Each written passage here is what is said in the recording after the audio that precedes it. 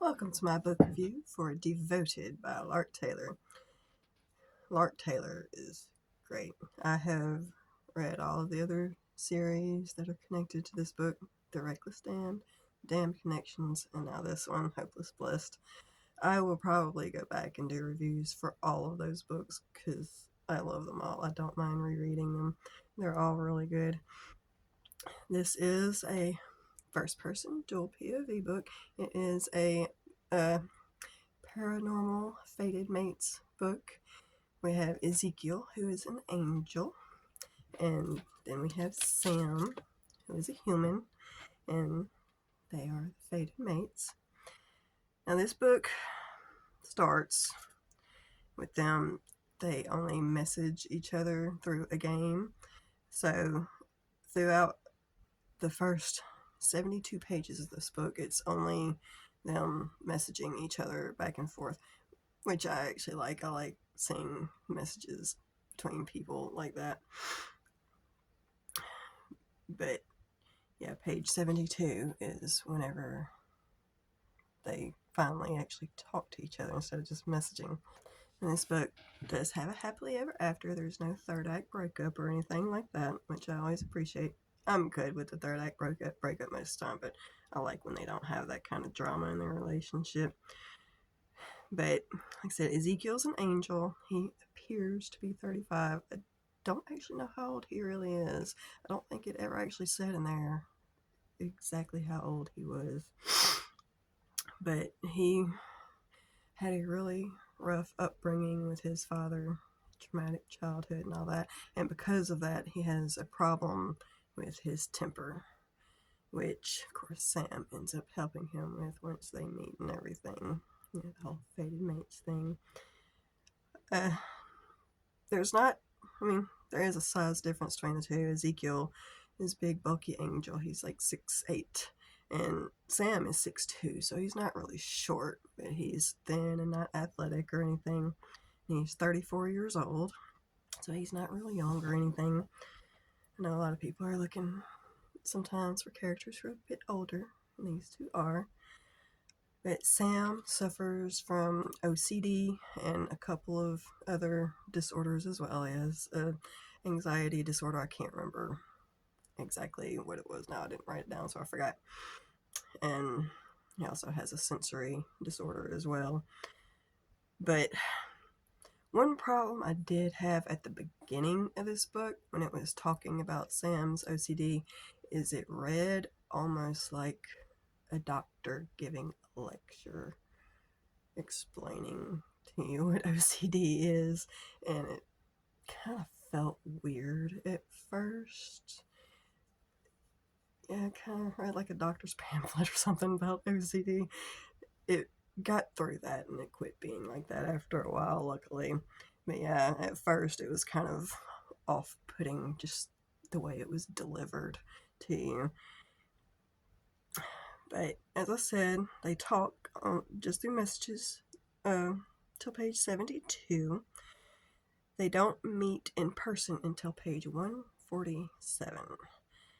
But they do end up having a sexual encounter with one another on page 72, I think it was.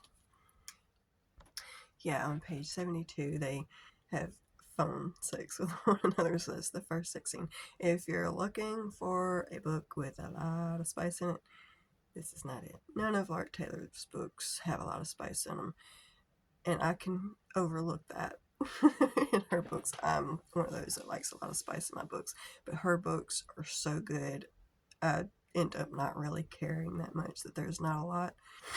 But in this book, is the same. They finally meet in person on page 147. It takes them a little while to get there, but this is a really long book. This book is almost 500 pages. I say really long because I usually only read books 300 pages or less. But yeah, their first kiss happens on page 205. Takes a while to get there too. But that's also when Okay, sorry. I had to go back and check to make sure. I felt like I was reading something wrong, and I was. I take notes because I forget. I'm sorry. No, the phone sex scene happened on page 105, and the first in person sex scene didn't happen until page 238. So, yeah, it takes a while to get there. It takes a while. But that was okay because the story is so great. Altogether, there are 9 sex scenes, but that includes the bonus scene that you have to sign up for her newsletter to get, and I did so because I wanted that bonus scene, and it was a good scene too. Yeah, it's really good. There was one part in the book that happened. There was kind of a misunderstanding of identity that happened, and I thought this was going to end up being some drawn out drama that affected their relationship, but it ended up not being. It got resolved really quickly within like 7 pages. It was completely resolved, which I really appreciated. I was like, no, don't let them have this misunderstanding right here. But luckily, it all got fixed pretty quick, so that was nice. This book was great. There's a great relationship development between the two of them, and the whole group of angels that are all together.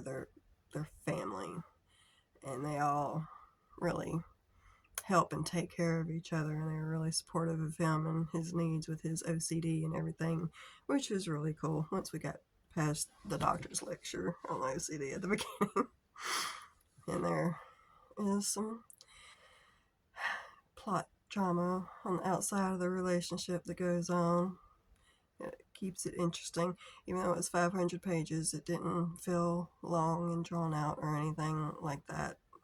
It was clipped along at a fast pace, even though they didn't meet till so late in the book. It does a really good job of keeping you interested. Lark Taylor is really good at that. That's why I enjoy her books. But yes, altogether, of course, the spice I give it 3 out of 5 because there's not a lot of it, and some of the scenes are kind of short, like a paragraph. But uh, relationship development, 5 out of 5. Character development,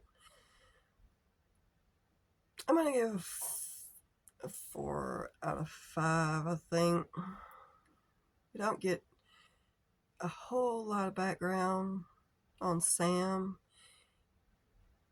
You get a little, but not a lot. I mean, you get to know some of his past experiences, how people dealt with him and his OCD and everything, but still, I could have used a little bit more.